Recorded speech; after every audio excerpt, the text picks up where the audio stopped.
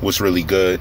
Thank you everybody for tuning in, checking out, sticking in there with me as I go through real life, deal with real life ish. You know, I'm gonna hold back on my thoughts on some other things because you already know with real life you go through it sometimes, and I'm gonna hold to the subject and stay objective in different stuff because when it deals with racial indifferences and sort of discrimination, it can be a very blurry line because you see certain things happen and then you see other issues handled another way. It's kind of cut and dry towards what they're trying to do and what's being portrayed. But as of recently, we saw that a mannequin challenge was done down south in the Hunters County area, where the police actually swooped in with SWAT and different things and arrested people who had weapons, and they claimed they had weapons openly, pointing them and displaying them, and there was no inkling of anything that had them go to that residence other than seeing the weapons and being used during the mannequin challenge. So they thought it was a good idea. Now, what might not come out and why, I said things being explained, is that they chose to do it because they seen a bunch of black individuals with weapons, and they're like, oh, let's go pop up there and see what we can find. Well, as of recently, there was a mannequin challenge done, and the individuals were white. Not only were they white, but in the inside the thing, they were wearing the Confederate flag. Now, the Confederate flag was listed on everyone. It was on the shirt. It was on the guy's arm. Like, they were wearing it like it was a design. And they even showed the license plate. So I want to know what's going on about these individuals doing the mannequin challenge with the gun, with the license plate showing, who were pointing it at each other. The one guy up top had a shotgun. The one guy below had some type of it looked like a semi-auto, and the guys that were facing them, one had like a rifle and the other had a handgun. And it happened right after the arrest happened with the individuals who were holding handguns and different things that the cops felt was necessary to get, who did the mannequin challenge. Now, I want to bring this to people's attention because if you see the mannequin challenge that these other guys did that were white that didn't get in trouble versus the black dudes that did it, you notice the black dudes did it first. So they kind of copied them in doing it. And I'm not going to go into detail about the racial differences because it's kind of cut and dry the way the case pulls out, the way they reacted versus the other guys. It shows racial biases. That's all. Racial bias is the only thing that needs to be shown to show some type of prejudice amongst a situation. So there was racial bias shown. And we look at this situation and we think to ourselves, is it not that the culture that was created by the violence and the so-called thuggery of the hip-hop and rap community, has that not created everybody's persona? Because from what I understand, from what I get, I've never seen the rap game take some type of fad or style that was put out by, let's say, a racist party or some type of party that has been prejudiced to them, other than clothing. And the clothing thing is a fine line because allegedly Tommy Hilfiger being racist does not come out unless someone's wearing Tommy Hilfiger and like, well, why are you wearing that? You know what I mean? And that's alleged, from what I understand, that he says that he rather African Americans not wear his clothes at all. And that's just from what I've understood about an interview that happened in the past with him. And if I'm wrong, he can gladly correct me or whatever, but that's allegedly what it is. So for us to go out and even be mad, this should show us that we're leading the charge in people's choices, let alone people's persona of their own life. So that needs to be taken seriously, and that needs to be used to a beneficial way. There's too much going on where the mannequin challenge, where we're just like quiet about this. You need to speak up. There needs to be more done, and the only way that happens is in a legal setting. So it brings us back to something I talked about Lord Jamar meant when we were talking about Black Lives Matter. There needs to be some type of legal standing and legal charge also pushed to bring to light what's actually going on. We're just dependent on, social media, posting something on Facebook. No, there needs to be a stronger front if you want bigger results. There needs to be bigger action for bigger results. And that's exactly what we need to step into. And I mean, this mannequin challenge thing is just one subtle difference to blatantly show you how our authority thinks. This should be a blatant show. After this, there should be no more question about racial discrimination. It's there. There's no question about it. There's no more going around it. Oh, maybe they did this. It's there. That's what it is. So now what are you going to do? That's basically what authority is doing. They're throwing it in your face and saying, what are you going to do about it?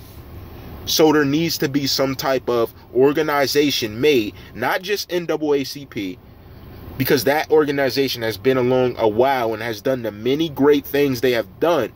But now it's time for a new level that's not just interacting within the guidelines and moving, but just in the legal system as well. You know what I mean? NAACP protects people when it fits to a situation or when it fits to them to pursue it.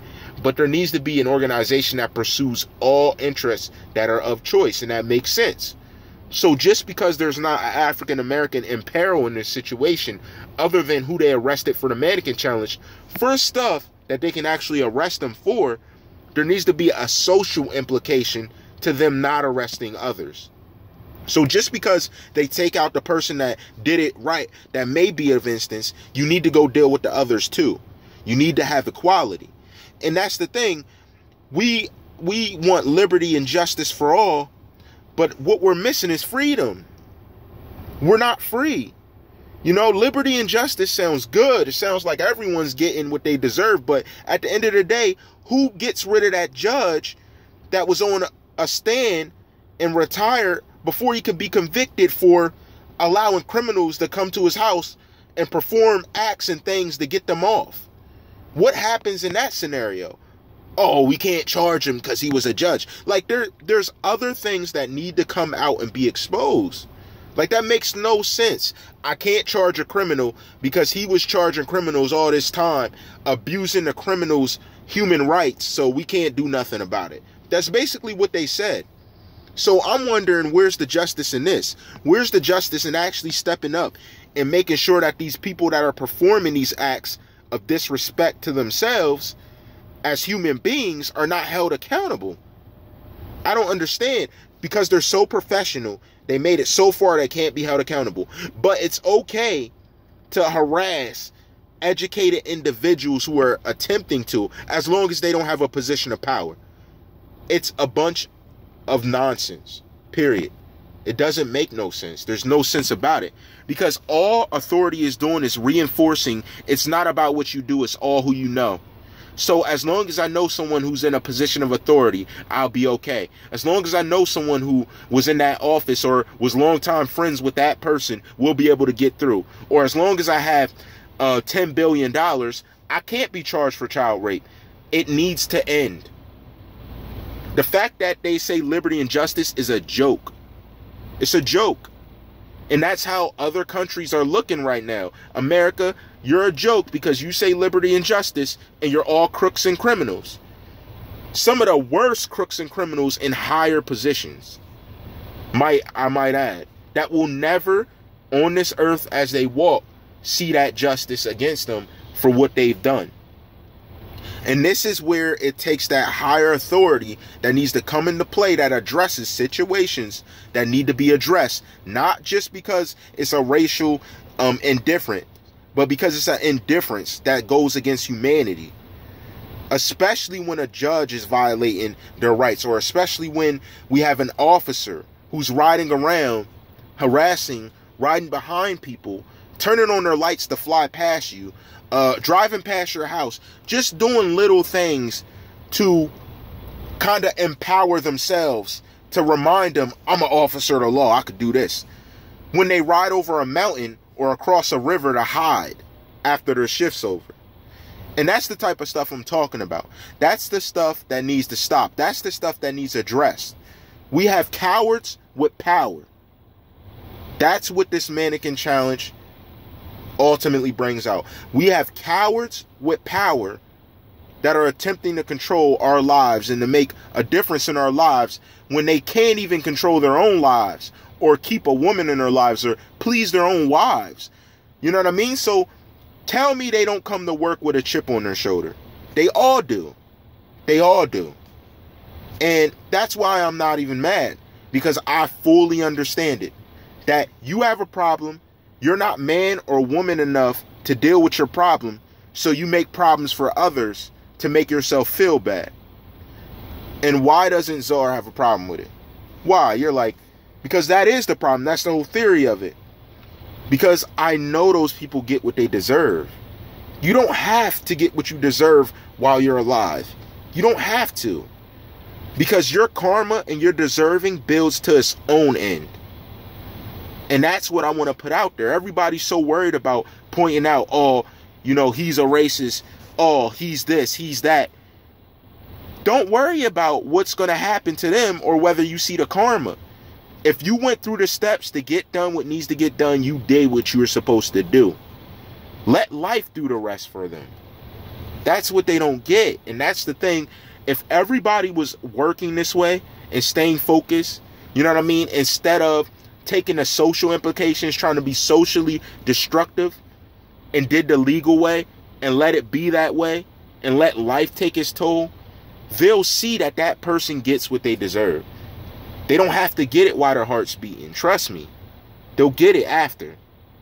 And that's the thing I'm trying to tell my viewers, that our focus is on our rights being reserved and fighting for the reserve of our rights and use of the human nature in a civil rights way. Because liberty is not what it is. Freedom what it is.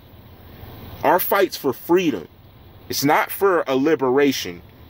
Because why would we liberate ourselves from something we built?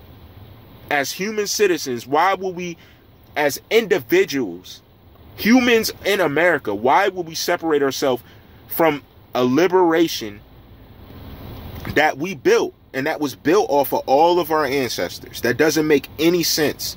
If anything, those trying to abuse the power and authority need to show me why they deserve that power. What are you deserving of other than such and such's third cousin? Other than such and such's niece, nephew, son, daughter? What is your deserving? I'm going to look in your mind while I'm looking through your eyes, and I want to know what you're deserving.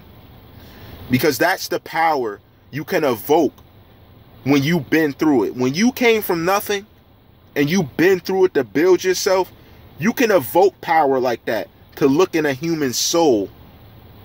And that's what I'm trying to tell people, to stay on their grind and keep going hard, because this little racial discrimination bias stuff ain't gonna mean nothing when it all goes to it. At the bottom, it all means nothing, because they're just leaving their legacy how it is. So if you want your legacy to look like that, let it be. You know, I shout to everyone that rocks with me. Like, share, subscribe. All rights reserved. Blackout.